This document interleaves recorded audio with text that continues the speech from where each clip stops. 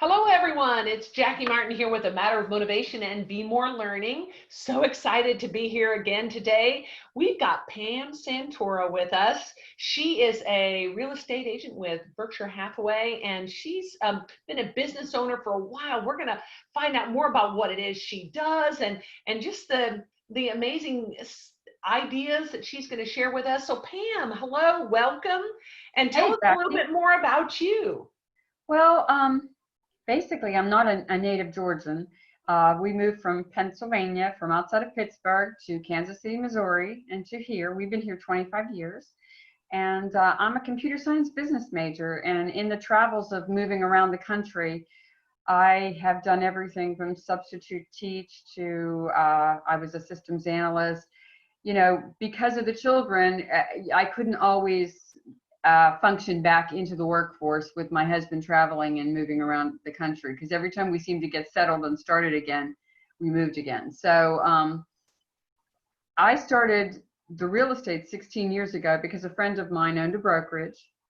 She said, my computer science and my business skills would be easily married into the real estate world because I liked people. And if you do real estate, you need to like people. Like one house I didn't sell, I put the couple back together. They were already divorced. The son had moved off to college and they forgot how to talk to each other. Every time I had a buyer, the wife moved back in the house. She had been out of the house for all this time. And she'd moved back in, and basically he said to me one day, "You're going to be really upset." I helped him take wallpaper down, showed him all this kind of stuff. Between Nina and I, we restaged the entire house for him, and he repainted it with his son, took all the wallpaper down. It looked like a brand new house. But she went in and he said, "You're going to be upset. We don't want to sell it." I said, "Did you get back together with your wife?" He said, "How did you know?" And I said, "Well, you could see they still loved each other." Hmm. Do you understand? They still loved each other. They just, sometimes you forget how to talk. And I think that's one of the most important things in no matter what business you're in is the communication skills. And those are really important. And just to remember that, if you are in a partnership like a marriage, both people can't have a down day. One person has to bring you up, or if you're both having a good day, this is fantastic. So, Yeah. that's just kind of my philosophy. So Pam, if you've been okay, so you've been an entrepreneur for more than 15 years. So tell us what it is that brings you up. What is it that helps you to have a good day? A lot of times it's my clients. It's just that I learn a lot from my clients, and I think they learn something from me. My really young clients, it's amazing. I have learned more apps. There's an app to match your walls for paint. There's an app that you stand in the room and it even gives you dimensions and puts the puts the windows and the doors in for you if you wanted to just stand in there, and then they go home and figure out what can fit in the rooms. And I mean, I just learn. My grandfather always said that when I was a kid, if you got up in the morning and you did learn something new, then why did you get up?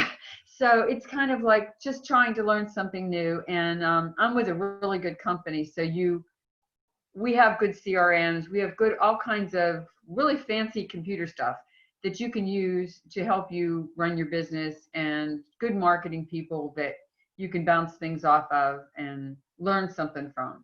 It's like if I don't know, I can ask them and they'll tell me where to go, or there's always YouTube. Well, isn't that the truth? I mean, it really is that you can't say I don't know anymore because you can find it somewhere, right? Somewhere. Yeah.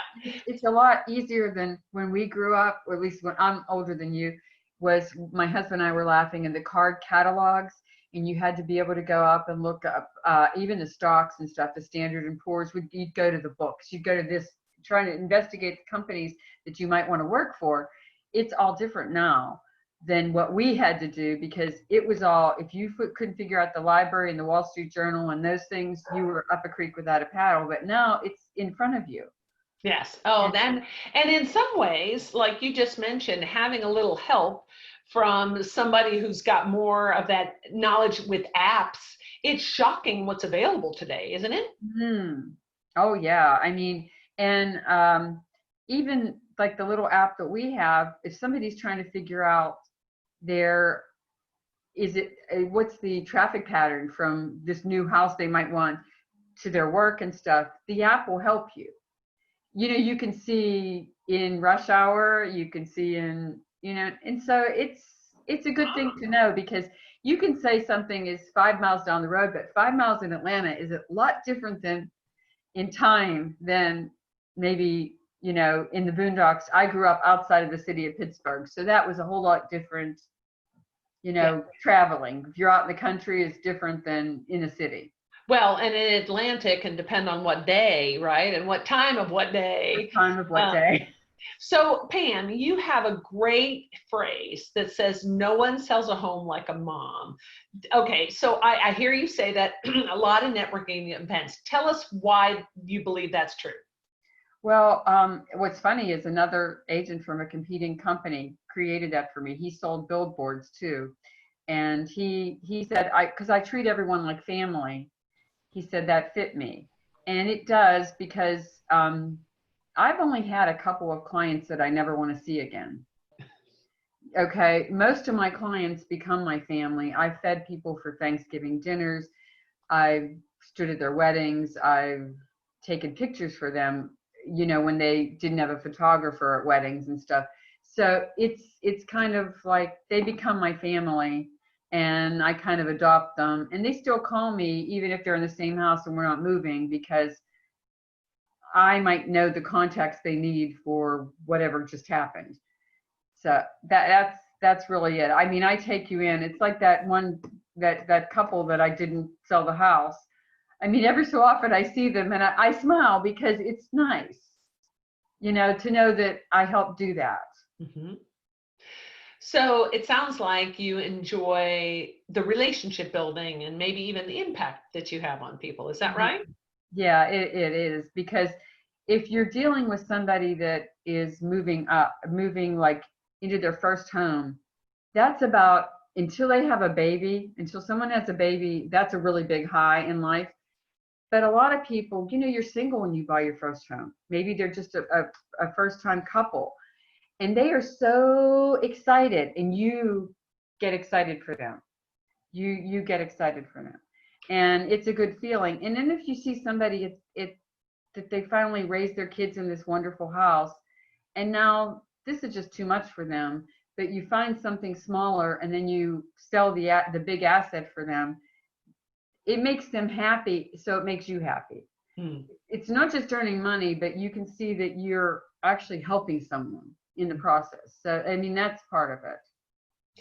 So how is it? And it's been challenging. I know over, I mean, more than just this period of time. Obviously, back Yeah. in 2008, 2009, there were issues then too. Tell me, what is your best strategy for sort of overcoming those kinds of obstacles or challenges? It's basically, sometimes you just have to stop and listen. And then after you listen a while, if you don't get enough information, you have to think of some more questions, because it's like in the computer, when I programmed for a computer, the if then not, you know, you're doing one flow chart goes this way, one flow chart goes that way. If you don't have the right pieces, you can't find the right result. And so sometimes it's just asking the right questions. And what I've learned, not with the sellers so much, but with the buyers, if you have like a husband and wife doing this, and they keep bringing you back to a house that one of them hated, what I do is I make them tell me one of them wouldn't live there, and I'll rip that sheet of paper. I keep all those that we've gone in these houses, and they'll try to drag me back to that house again. And I said, "Now look, Susie hated this, and I don't remember why she hated this house, but she said she would never live in this house. Do you really want to go back? Oh, let me look at it again." And they'll say, "No, no, no." And then she'll tell him why she hated the house, or vice versa. And I've learned that's a better, you know, thing. But most of the time, it's just asking more questions. And I have questions that I ask them, whether they're upsizing or downsizing, what's important, the schools, you know, it depends on what it is. And people that don't even have children pay attention to schools, because that sells your house. You know, you'll see people from maybe not such a good school district, but they have a really bright kid, and then they'll sell their house and they'll move to a better school district just so that the kid has a better education. Yeah. Well, and okay, so in listening, obviously, that gives you more information and helps you to know how to better serve the client, right? But what about for you personally? I mean, how do you keep up, especially when maybe things out of your control aren't quite happening the way, I mean, recent circumstances Mm. and economic downturns in the past. Is there anything else you do that kind of helps you pick you back up? Um, I think it's more or less you have to do it every day. Mm. You just have to say, I'm going to choose to have a good day, and you do. And you think I'm a list maker, so you know, you have a process in real estate, and you can farm neighborhoods is what we call it. Is marketing to it a specific neighborhood that you think the houses will turn over, or um, maybe you know some people in that neighborhood, you've sold in there before. You can do that to kind of keep doing the business, but you need to like do newsletters, do social media posts, everything that young people were so good at, and we all had to get in tune with what works and what doesn't, when it does, and you know, when you should post, when you shouldn't, that kind of thing. But those kinds of things you do on a regular basis. You kind of have a routine that I'm going to do at least this today. Mm. Even if I don't have a client, this has to happen. Make phone calls, talk to past clients, those kinds of things, because you know that works. And just by touching base, sometimes they'll tell you, you know, my neighbor needs to sell their house. I'm happy, but they're not. You know, they need to get one smaller or bigger. And I have a senior niche that I do. Everybody, when you're in your own business, you have to figure out a niche that even if you're going to sell to everybody or do something for everybody, you have to figure out a smaller niche that will keep you going, and you have a lot of contacts in it. And with me, it's the senior community, the people that are deciding that they want to move to like a ranch house in a golf community and downsize, or they want to move to an orchard, or they're finally to the point where one of them needs care and they need to move to senior living where one of them can get care and the other one can just go and have fun with all the activities. And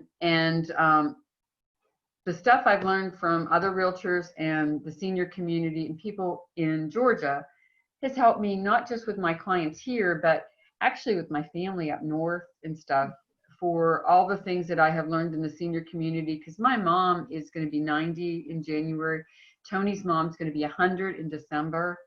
All of the stuff that I have learned to help seniors has helped us liquidate everything from my mother-in-law's house, get her house put on the market, get it straight, you know what I mean? Mm. And get her to have assets for that. And even retrofitting, my sister used a lot of the stuff that I knew to retrofit my mom's house so that she could stay in her ranch house, that she never had to go in the basement if she doesn't want to. Everything is brought upstairs so that it's all on one level. Well, that's nice that I mean, you're living the very thing that you're helping the people who are in your niche Mm-hmm. accomplish, aren't you? Yes, yes. Yeah, that so also I'm just kind of circling back to what you said at the very beginning about the fact that you were a computer science major. So that's pretty left brain stuff, detail oriented. Are you finding that even though real estate is thought of as much more relational and more right brain kind of creative, are you finding that those two are just really fitting together well? Oh, they are, because you have to know all that other stuff to keep your business going, and you have to have a process. And if you don't have a process or list that keep you on track for each client, like you do this for these sellers, you do this for these buyers, you're not going to get it done, or you're going to miss something that's very important to somebody. And in it, the details are in real estate. It's not just the first time, like you find a house, you put it under contract, whether it's a buyer or a seller, you've got a contract.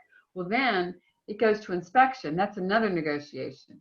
What if it doesn't appraise? That's another negotiation. You have all these little things that if you didn't have a process and you don't have your list in front of you of what you should be doing and your numbers ready, you won't know. And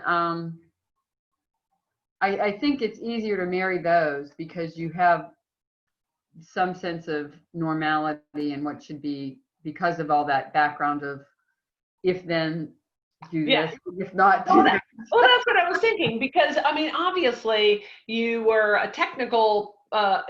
technically trained people person. So Mhm. it sounds like you were able to take those processes or those technical pieces and put them into a process that works for you over and over again. Mm-hmm. That's it. That's it.